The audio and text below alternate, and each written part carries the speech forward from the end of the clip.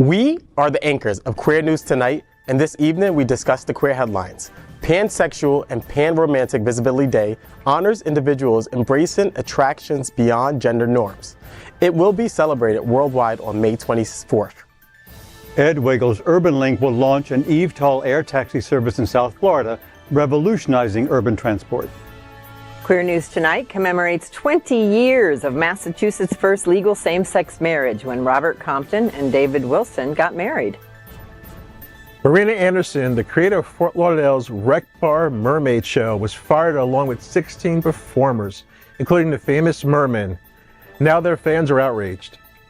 Good evening. Welcome to Queer News Tonight. This is the world's first and only LGBTQ+ daily evening television news broadcasting live and available on demand, available on smart televisions, including Roku, Apple TV, Android TV, Amazon Fire TV, Twitch, YouTube, and Facebook. It's time to queer up the news for Monday, May 20th, 2024. We are live and literally out of the closet and into the headlines. So many of your important stories we're going to tell this evening on Queer News Tonight.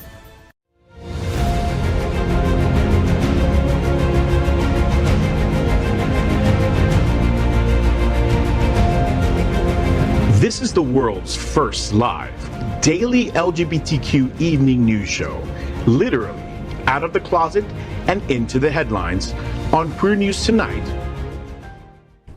This is the world's first and only unedited live LGBTQ+ evening news show. Whatever happens unique in LGBTQ+ news, you will see it and hear it. Hotspots Magazine, Happening Out Television Network, is a non-profit 501c3 media company in the same model of PBS and NPR, but designed for the LGBTQ+ community. Our mission is to support the 11 pillars of our LGBTQ+ community. We want to inform and educate the key issues of our queer culture, the Black community, Latino, lesbians and queer women, trans, students and youth, seniors, HIV/AIDS, healthcare, business, social justice, and faith. Help us support our community.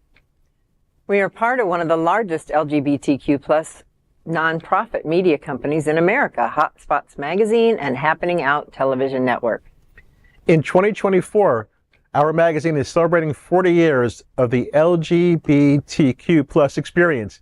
Our television news and talk entertainment show support our mission, educate the LGBTQ+ and broader community. Let's meet tonight's anchor at Queer News Tonight. Let's welcome anchor Jamaal L. From Miami, he is affectionately known in the community as Porcelain. He is the president of Impulse Group Miami, a holistic wellness instructor through yoga, tarot card readings, sound baths, and more. He's also a sexual wellness advocate, walks sex siren in the ballroom scene with the House of Gorgeous Gucci, board member of the Legacy Builders Consulting Group, part of South Florida's Fit Safe Space team, and the Queer Yoga Club at Miami Life Center. Welcome, Jamaal. What's happening? Thank you, Dr. Edwards. So last week was amazing. I know you missed it, but Elevate was fun. I know I announced it last week on the show with you. Yeah. I did Fit Safe Space. I put everybody through the yoga torture. I did. No, it looked great. There was a lot of social media on it, and despite the hot weather this weekend, it looked really fun. It looked really engaging. You guys had people out for it. That was great. And we did a water balloon fight in the 110-degree heat index. So that was a lot of fun. Yeah. I'm sure it was. Well, I'm glad that you guys did that event. Looking forward to maybe next year hopefully there's no conflict. Let's welcome Dale Stine, a celebrated photographer in the LGBTQ+ community. He is the director of music ministry at the famous Unity on the Bay and a moderator of Miami Gayest, one of South Florida's largest LGBTQ+ Facebook group, which can also be found on IG as Queer List Official. Dale, Celebration of Life for China Sigma is on Wednesday, May 22nd at Twist, South Beach. Tell me, what's happening, Dale? Well, first of all, hello to everyone. And yes, China, who was affectionately known as China Girl back in the day, was really a South Beach legend and icon. And so she passed from cancer at the age of 50 just a few weeks ago. And so we're doing a big celebration of life at Twist. Kitty Meow will be there. She's been organizing it, mostly Sean Palacios, or AKA Kitty Meow. And will be performing, and also Adora will be performing, and the one and only Erica Norell will be performing. And it'll just be a time to get together and really celebrate her life, because she was very special. She was very beloved, and I was grateful to have photographed her quite a few times. That's great, Dale. Nice. And so it's Wednesday at... Wednesday from 9 to 11 at Twist. Oh, great. That's on 11th in Washington on the great. beach. Well, hope to see you guys there. Next, let's welcome Yvonne Rohrbacher. Yvonne is a 35-year activist in South Florida and was the publisher of one of the first gay yellow pages in the 1990s. She started with a broadcast on the 2000 show on Party 96 Radio with Marky G, Issues Over the Rainbow. Currently, her involvement includes the Women's Fund at Stonewall Museum and Library, the Lesbian Thespians Fundraising and Performance, and now Queer News Tonight. Yvonne, Lesbian Thespians, The Boxes We Keep by Annie Valentino will be running at Art Serve on July 13th and July 20th. Tell me, what's happening? Yes, it will. Anne Valentino is the winner of a playwriting contest that the Lesbian Thespians conducted last year, and she received a large cash prize for what will now be the world premiere performance of The Boxes We Keep. And I think all of you will recognize a little Shakespearean bent to the play. It's going to be fantastic, and we sell out in no time these days, so be sure and get tickets. Lesbian Thespians on Facebook or lesbianthespians.com. You heard it here. Get your tickets because it will sell out quick. Now let's welcome Will Haas. He serves as the president of the Bears of South Florida. Ooh. They are the winner of Out South Florida Best Social Group in South Florida. Will is a seasoned bi-coastal real estate professional with experience in the Fort Lauderdale, Wilton Manors, and Naples, Marco Island locations. Will, Bears of South Florida is hosting a pool party at the Solstice at Wilton on June 9th. Tell me, what's happening, Will? First of all, welcome my brother Bears and our admirers. We are the Bears of South Florida, and I'm the president. Our party is going to be an amazing pool party with lots of fun. We promote body positivity, and all the money we raise at the end of the year, we give out to other LGBT nonprofits. The tickets are going on sale this Sunday. The last pool party sold out in 39 minutes with 200 tickets. So plan ahead to get your tickets and go to bosfl.org. Get your tickets. This will sell out really quickly. So, Will, you said you're body positive, so all are invited to come to this. Mm-hmm. So little twunks like me can come, right? Yeah, you can come. You're welcome. It's Bears and their admirers, and it's just a great, warm way to make friends. That's great. We look forward to it. And of course, this is tonight's lead anchor, Dr. Edward Summers. He is the executive director of Pride Lines, Miami's LGBTQ community center. He served as a primary therapist and program director at Eye Care Treatment Center in West Palm Beach. He was also the founder and CEO of the New York-based nonprofit, The Thinkubator. Edward, Miami AIDS Memorial Project brings The Grove to O Cinema on May 22nd. Can you tell us what's going on? Yeah, thank you for this, and it's great to be here, of course, among all of you. So on the 22nd at O Cinema, The Grove is actually a documentary that features and documents the Grove in San Francisco, but equally as important, it focuses on the people's lives that we lost to HIV/AIDS. And so it's going to be a great opportunity to see this documentary about the Grove in San Francisco, but really to honor those who we lost. It is free and open to the public. Dr. Julio Capo, who is often on this show, will be there, and he's part of the Miami AIDS Memorials Project. So I'm looking forward to it. It should be a great event. Pride Lines will be in the house supporting it as well. So we are the reporters for Queer News Tonight, and this evening we begin with the queer headlines. The LGBTQ plus community in South Florida and across America is diverse. Our community across the world is vast, and here are the bullet points of the queer news for Monday, May 20th, 2024. First, this evening, let's queer up culture. Celebrating Pansexual and Panromantic Visibility Day, May 24th, with spotlight on pansexual celebrities. Prepare for yourself. Prepare for this story, guys. Pansexual and Panromantic Visibility Day, celebrated annually on May 24th, honors individuals who embrace attractions that transcend traditional gender norms. On the occasion of this upcoming day, we have created a list of celebrities who have proudly identified as pansexual, enhancing queer visibility and acceptance. Grammy-nominated musician Janelle Monáe revealed her pansexuality in a 2018 Rolling Stone interview, while Miley Cyrus, the pop star and LGBTQ plus advocate, shared her identity in a 2015 Elle UK interview. Brandon Urie of Panic at the Disco discussed his pansexuality in a 2018 Paper magazine interview. Comedian Wayne Brady came out as pansexual in a People magazine interview, bravely discussing his attraction to men despite societal pressures. Demi Lovato, a non-binary singer and actor, came out as pansexual on the Joe Rogan Experience podcast in 2021. Asia Kate Dillon, known for their role in Billions, has openly discussed their pansexual and non-binary identities since 2017. Other notable pansexual celebrities include Madison Bailey of Outer Banks, JoJo Siwini, Emily Hampshire from Schitt's Creek, and actor Nico Tortorelli, Courtney Act, a RuPaul's Drag Race alum, and Bob the Drag Queen, another Drag Race standout, have also identified as pansexual. Cara D, known for her work in modeling and acting, discussed her pansexuality in a 2020 Variety interview, while actress Tessa Thompson spoke about her sexual fluidity in a 2018 Net-a-Porter interview. These trailblazing figures are crucial in promoting understanding and acceptance of non-binary and fluid sexualities, making Pansexual and Panromantic Visibility Day a significant celebration. Wow. So many people, so many names. Well, listen, I think that this is great, for us. I mean, it's great for our community. I appreciate the fact that so many people are coming out and just celebrating their authentic selves and just being who they are.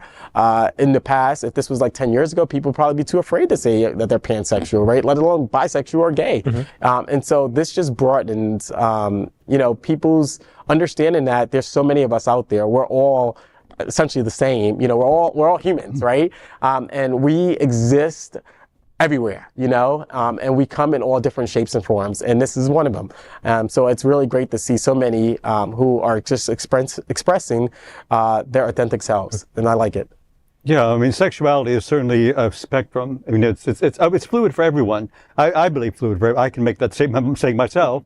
I believe it's fluid for everyone, whether they acknowledge it or not.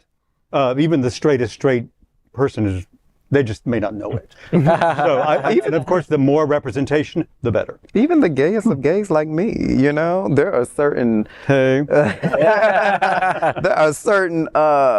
women that they just do it. Like, I don't know, the energy just comes, and I'm just like, ooh, especially the ones with that more masculine energy. And you say, it's like that pretty boy energy. You're like, yeah, come over here. Yeah. Well, I'm so happy to see that list, and I hope that it gets so long that it's ridiculous to try to read it, just like the difference between today and 20 years ago, a list of openly gay actors and actresses that we know their names would have been maybe 20 or 30 years ago, maybe one person. Mm-hmm. And that's mostly because they were probably outed. Right. More than that coming out. And now the list would be too long for you to read it here of openly gay celebrities. And I had first heard the term pansexual in an informal basis probably 10 years ago, staffing an event, and all of the younger people that were there, a large percentage of them were beginning to identify that way rather than any other word that we use, lesbian, gay man, etc. I was amazed. I had never really heard that word before or met anyone like that. I was amazed at the huge percentage of younger people that were starting to use that term. And I thought, as they grow and they actually have life experiences, I hope they just hang on to that. Right. Mm-hmm. But that's how they want to identify, because it keeps their options in life open to, as you mentioned, sometimes, our life and our attractions being fluid. Yeah, and go ahead, Will. I think that with, we all live on Facebook or social media, that these are more role models for young kids, young adults, even older adults to say, hey, I identify with that person, because growing up, there was nobody I identified with on TV or the newspaper or anything else. And it gives you feel like I belong, that I'm normal. And it helps so many people by them being so proud of themselves and taking this leap for us. Yeah, no, I think that's pretty significant. Two things here. I think that, the saying you love who you love and who doesn't matter who you love. And I think that this next generation has embraced that, to your point, that they're more open about being pan, right? Because it's a part of society, right? It wasn't like 20 years ago, that wasn't a part of our normal language, right? Right. In pop culture and television and media, you didn't talk about being gay 20 years ago, really. You barely talked about it, right? We're just like, coming out the closet back 20 years ago. You may not have, but I did. Right. Well, I was in the closet. some of us did, yeah, but Running from my dad, no joking. But the point is that it's more open now. I think these young people have really listened to the message that who cares who you love who you love, and that's love. Love is love. And so to that point, and then I think the fact that these celebrities, right, can openly come out and talk about this and not be fearful that, there will be repercussions behind it, that they will lose contracts, right? And they're just open about it is pretty amazing, right? Because there's often a fear, if I come out, right, there will be repercussions. I won't get that next contract. I won't be considered for certain roles. And these people have willingly and openly come out. People won't listen to my music because I am. People have willingly come out. And so that's amazing. And that provides that role model that you can be who you want to be, who you are, right? Not who you want to be, but who you are authentically and be proud of it. And so this is pretty amazing. Well, next, let's queer up South Florida and Florida. It's not the Jetsons flying car, but electric air taxi is coming to the gayest place on planet Earth. Miami airline executive Ed Wagle is launching a new venture to revolutionize urban transportation, especially in South Florida. Recently, Wagle announced the creation of Urban Link, a South Florida air taxi service using eVTOL, otherwise known as electric vertical takeoff and landing aircraft. This marks the latest chapter in Wagle's career, which began in the 1980s. Urban Link has ordered 20 electric aircraft from Lilium, a German manufacturer. These aircraft can carry 6 passengers and fly distances of up to 100 miles. The company stated, quote, Urban Link will lead the entry into service and management of advanced air mobility in South Florida and will expand to other markets, including Los Angeles, end quote. The company plans to start the certification process with the FAA and the U.S. Department of Transportation in early 2025, with operations expected to begin by summer of 2026. Urban Link aims to connect key locations across Miami-Dade, Broward, and Palm Beach counties. The move comes as the aviation industry increasingly adopts electric aircraft in response to climate concerns. Major airlines are investing in similar technologies. Delta Airlines, in partnership with Joby Aviation, plans city-to-airport services in Los Angeles and New York, while United Airlines is preparing to launch an air taxi service in Chicago next year with eVTOLs from Archer Aviation. In Miami, Ed Wagle tries to replicate the industry advancement for the betterment of Floridians. The all-electric vertical taxis could revolutionize the LGBTQ+ community. For example, the average commute time from Wilton Manors to Miami Beach Pride takes, an hour and 45 minutes-ish. The air taxi will fly point to point at 150 miles an hour and reduce the commute to approximately 10 minutes. Finally, while we won't own the Jetsons flying car, this news is likely going to change our LGBTQ+ world. Well, hallelujah. I mean, we've all know what it is to sit on I-95 north or south. So this will, and it's only been a matter of time. Of course, I think that this has been happening, right? I mean, the technology's been around and such. Right. So I think it's pretty amazing. And what Florida, I believe South Florida is really needs the most is some kind of mass transportation because it's very bad, and I don't know how affordable these eVTOLs are going to be, but it's a great start, and I applaud it. It definitely is a great start, and listen, sign me up.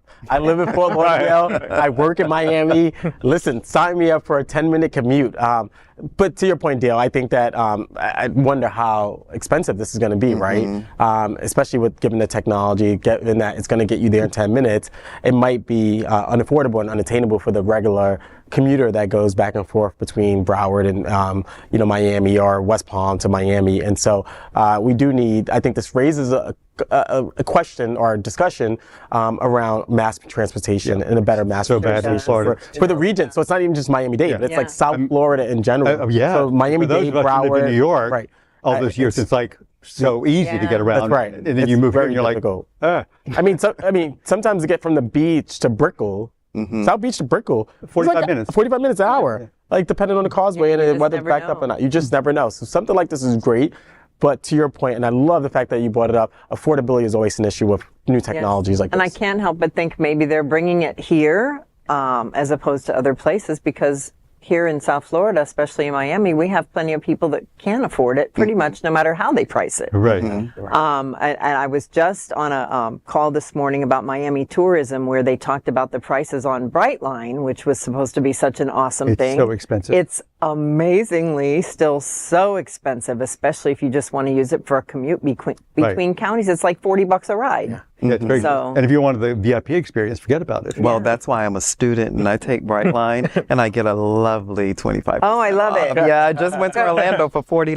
Oh, wow. $80 round trip. Oh, right. Well, that's still But I mean, that was Still, great. That's Yeah, what that's they're right. charging for Fort Lauderdale to Miami right now. Yeah, Oh, it's that's insane. Oh. it's It insane. is. It's But who's going to be insane. flying these cars? I mean, this, Uber drivers get 6 months worth of, worth of a class and then driving these cars. You know, are they going to serve cocktails? Yeah. That's a good question. Yeah. And the thought of one day, like in the future, of like buses, actual buses doing the same thing. Yeah. Because if you're thinking in the Jetsons mentality, you think, That's right. because you've gone from the Flintstones, which the Jetsons, of course, was The flying the bus? antithesis to that. You know, Right, there that's was it was a prototype, but before the Brightline came, it was like a hover train that was supposed to go up and down the southeast coast of Florida, and it was supposed to like go over the traffic and then stop at certain stations. But I think that was just too expensive for Yeah, it the sounds- technology. Well, we can hope and see. So. Yes. We'll hope that it gets cheap more quickly like the latest TV does, you know? That's right. What's up You're up. next, You're up, Yvonne? Yvonne. Oh, really? Well, then let's queer up the USA View. 2 decades later, celebrating the landmark case that paved the way for same-sex marriage rights. 2 decades ago this week, in 2004, Mary Bonato, the chief attorney in the landmark case that secured marriage rights for same-sex couples in Massachusetts, celebrated alongside her clients, Robert Compton and David Wilson, as they exchanged vows. Compton and Wilson were among the pioneering couples to tie the knot on that historic day. Following a groundbreaking ruling in November 2003, which marked Massachusetts as the first state to legalize same-sex marriage, a 6-month waiting period ensued. Despite facing legal challenges in the form of 4 lawsuits in just 6 months aimed at blocking such unions, none were able to thwart couples like Compton and Wilson from legally marrying. Bonato, an attorney at GLBTQ Legal Advocates and Defenders, also known as GLAD with 1A, since 1990, admitted to being overcome with emotion at her client's wedding. Tears welled up even before the ceremony began, but the most poignant moment, she recalls, was when the minister pronounced the couple officially married. She emphasized that the state had not provided constitutionally adequate justifications for denying same-sex couples the right to marry, and clarified that the court's role did not extend to addressing the moral questions surrounding same-sex marriage. Bonato noted that despite encountering some resistance, the decision garnered an overwhelmingly positive response. Following Massachusetts' pioneering move in 2003, 36 states and Washington, D.C. subsequently legalized same-sex marriage. The culmination came in June 2015 when the Supreme Court declared remaining state bans on same-sex marriage unconstitutional. And that's especially important here in Florida because as of March 8th, we've tried 3 times that I know of to repeal our Florida version of the DOMA Act, the Defense of Marriage Act, that says that marriage is defined as one man and one woman, and we have failed. This last time, which was just at the end of 2023, the bill never even made it out of committee. So we still have a DOMA on our books here in Florida, believe it or not. And if you were around in 2004 and you were a grown up, I was, and you remember that period of time and how chaotic it was until there was some sort of federal decision, you might even have friends that got married in California and then came back here and found that they couldn't get divorced here. Right. Right. I think it's especially important what you brought up about Florida because I did not even know that. And what's going on in the country now, the political climate and what, and with that Supreme Court, it's a very scary time. Mm-hmm. So, especially with all the things that our present governor has put on the table, even though most of it didn't pass or has been struck down by the courts, you can see that there are people out there that hope that they may be able to enforce that Florida DOMA again someday. You just never know. And particularly, given the structure of the Supreme Court, the fact that we have an overly conservative Supreme Court, who in the past, conservatives believed in, really not interference, more government. And this Supreme Court, along with our political leaders, don't believe in that. So we just never know what will happen. So it's we need in Florida, I think, particularly to focus on how do we get rid of this DOMA Act, because it's still on our books, and who knows what will happen with the Supreme Court. That will definitely, if the Supreme Court overturns it, then DOMA goes right into effect, right? And so that has so many implications for our community. I think we need to have this as a rallying call for our community as well. Too often, members of our community are a little bit apathetic, and so there should be a rallying call for some members of our community, especially those who are married, right? Yeah. Like, stop going to those circuit parties and go vote, right? Yeah, I'm one of them, and it's definitely unfinished business in our state. Equality Florida reports on it fairly often, and I know that they wish it would get a little further along. We're engaged, my partner and I, and we want to have a wedding. But we also tell our family at some point, if we need just to hurry up and get married, just so that we're married, that we're, on the books to be married. Yeah. So, it's a shame that we still have to think like this in our age. Mm-hmm. We have all these other movie stars and everything else that are coming out, saying they're pansexual and everything else, and we celebrate that, but we're still fighting, other battles. Mm-hmm. Yeah, hopefully things like our Equality Act will protect us despite, if the Supreme Court does overrule this, we should have theoretically equal protection underneath the law, right? So hopefully that survives, but it hasn't in the past. Right. So we'll have to wait and see. Yeah, but we did kind of Debbie Downer the general tone of that, which was this anniversary, the 20 years. Happy anniversary. Kind of with the Debbie Downer. Mr. Thompson and Mr. Wilson. Just wanted to bring it back to the story. No, good point, Dale. I mean, we are celebrating 20 years. We'll Pollyanna over here. A lot to celebrate. I mean, I you know what? I remember it back then. I was an adult back then, believe it or not. And so actually I was working on a master's thesis at that point, and I was working on actually marriage equality. It was for a political science program that I was in. And the mayor of New Paltz in New York was like the first mayor who actually started doing gay weddings, officiating gay weddings. I remember. And he was thrown into jail. And so I remember the climate back then. But so we do have a lot to be proud of, and we've come such a long way.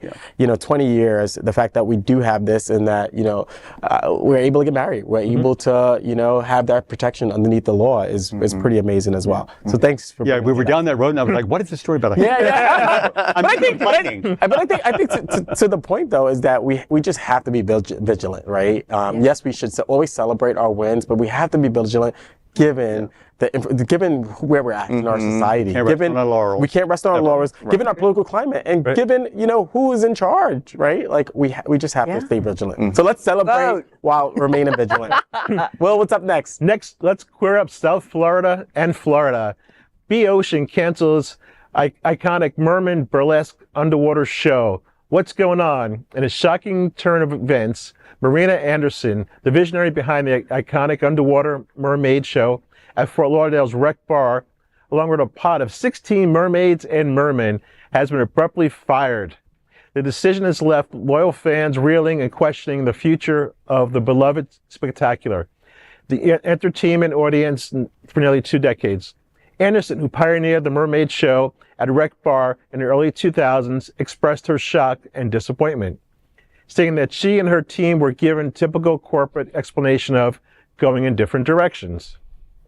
Despite her willingness to comply with management's requests, including obtaining insurance for the performers, Anderson found her oust from the production she had dedicated her whole life to. The void left Anderson's departure has been swiftly filled by Coral Reef Mermaids, a separate group that began performing Rec Bar in 2022. However, fans of Anderson and her pod have expressed a discontent on social media, with some vowing not to return to the bar until Anderson and her crew are reinstated. One fan said, quote, "You just wrecked the bar by firing the Medusa Serena Marina and her crew." As Anderson and her pod grapples with sudden dismissal questions linger about the future of the mermaid shows. While some mermaids, like Bozad Evan Hara, contemplate alternative venues, even Hara plans to return to Fort Lauderdale. Despite no longer being a part of the show for Anderson, the road ahead is uncertain. Queer News Tonight will miss this unique character of our LGBTQ plus community when you host mermaid shows, long before we even had legal marriage. Well, if you've ever seen the show is spectacular. It's a lot of fun.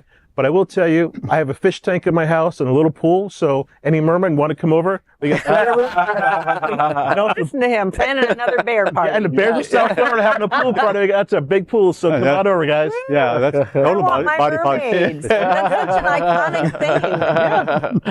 iconic thing. No, it seems a shame, and I haven't seen the show. So tell me a little bit about the show. It's just a lot of fun. It's like going when you were younger.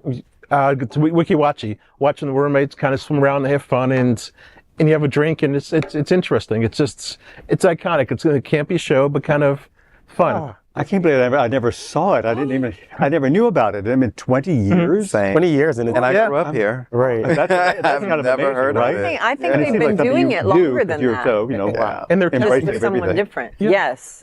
I want my would've- mermaids. I'm a mermaid, so I would have definitely. Well, I'm a siren. Siren, right. It's a little different. One's in water more than the other. Yeah. And one's a little bit more dangerous. But I was just going to ask you if you lure sailors to Yes, death. yes. Oh, But Jamal. to treasure. Next, let's queer up travel.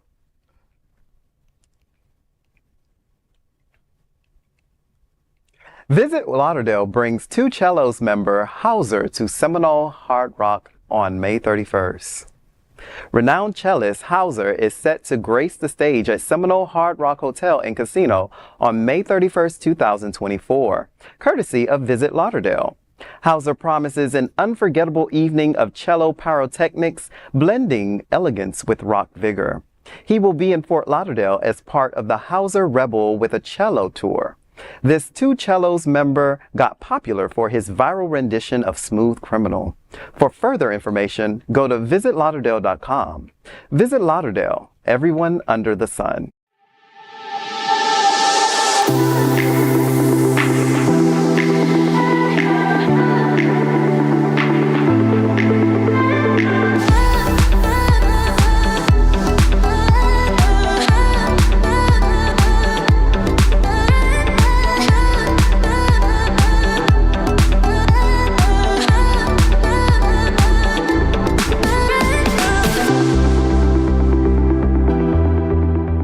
As part of our mission to support the LGBTQ plus community, the Happening Out Travel Club offers trips around the world that are fundraisers for nonprofit initiatives and organizations.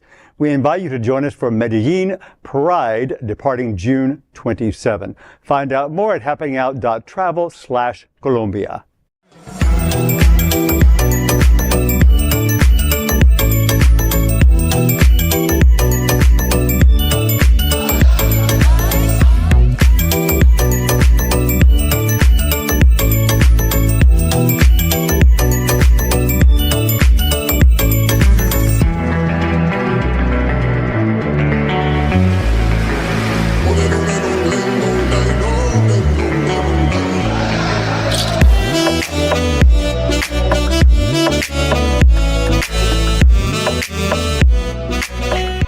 Next, we are proud of our special partnership with Sunshine Cathedral, the world's largest queer church here in Fort Lauderdale. Supporting that partnership, we are broadcasting from our permanent set here at Sunshine Cathedral at Happening Out Television Studios.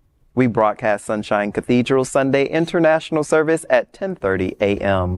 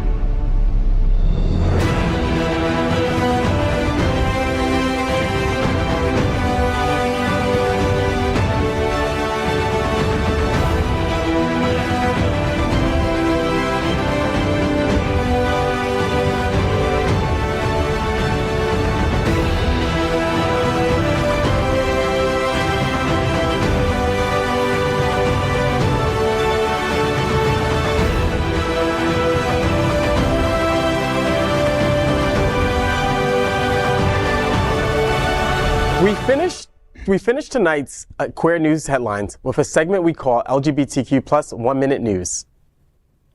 LGBTQ plus 1 Minute News. Let's queer up students and youth culture. Jackson Cooper explores kindness for children and families with a kid's book about kindness. LGBTQ plus author Jackson Cooper explores the essence of kindness in a kid's book about kindness. While not directly about queerness, Cooper believes it's beneficial for families with LGBTQ plus parents excuse me, and young queer individuals, especially amidst the current political environment. The book, aimed at children 5 and above, offers interactive prompts and a kindness toolkit for meaningful discussions. Well, anything that brings more kindness into the world is very much appreciated and welcomed, and that's what I will say about that. Yeah. We need more kindness, absolutely. From kids and adults, everybody. Especially our adults in Congress. Yeah. Marjorie Taylor Greene. LGBTQ plus 1 Minute News. Let's queer up gay culture. World's strongest gay, Rob Kearney, retires victorious. Renowned strongman Rob Kearney, known as the world's strongest gay, has retired after a 15-year career. His final victory at the 2024 World's Strongest Man event in Myrtle Beach, South Carolina, highlighted his legacy of breaking barriers for LGBTQ plus individuals. Kearney, sporting his signature rainbow beard, clinched the car walk contest, marking the end of an inspiring journey. He owed this victory to his husband, Joey Kearney, for his support. I love this because as a young little gay, I used to watch the World's Strongman competition. And I actually, well, in 15 years, I was not a young gay anymore. I was a grown man. But but I'm happy to see this, and I'm happy to see, you know, us pushing barriers in places that we usually are not.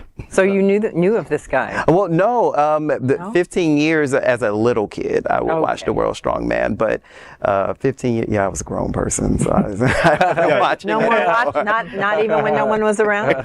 No. This is another example. I have moved on to playing with the World's Strongman. Okay. Mic drop. Yes. This is another example of spaces and places where our representation matters so much. Yes. To be so openly, to be so out in such a world that is so machismo. Yeah. You know, it's major. It's great. Beautiful. Yeah. We love it. LGBTQ plus 1 Minute News. Let's queer up social justice. Downey City Council passes controversial neutral flag policy aimed at tensions. Tensions rose at the recent City Council meeting as Mayor Mario Trujillo and Council Member Claudia Fermento, I'm sorry, I screwed up the name, apologies, clashed over a neutral flag policy in Downey. Despite objections, the council voted 3-2 for its implementation. Mass Resistance, an anti-LGBTQ plus group, pushed the policy. Southern Poverty Law Center has listed Mass Resistance as a hate group for lies and propaganda. The mayor has criticized this move. Just hate. I don't get it. But they need the kindness book. Yeah. I think so, you know. Yeah, but I don't quite follow the neutral flag. I mean, just it's no flags. Just no flags of any kind, I believe. It's no gay flags, no trans flags, no non-binary. But don't you? I mean, but don't we think that it really is aimed though at us and our community and members of our community? Because that's.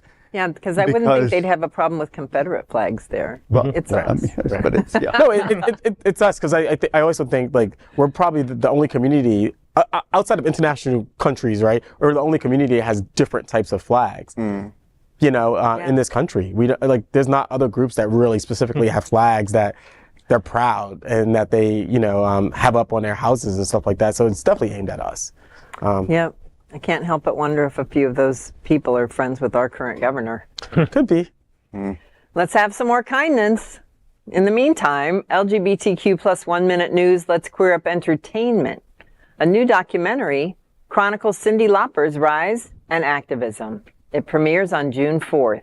Clad in vintage clothing with a shock of red hair, Cyndi Lauper burst into the 80s music scene, becoming an instant hit with queer audiences. Allison Elwood's new documentary, Let the Canary Sing, chronicles Lauper's rise in music and activism for LGBTQ plus rights and reproductive freedom.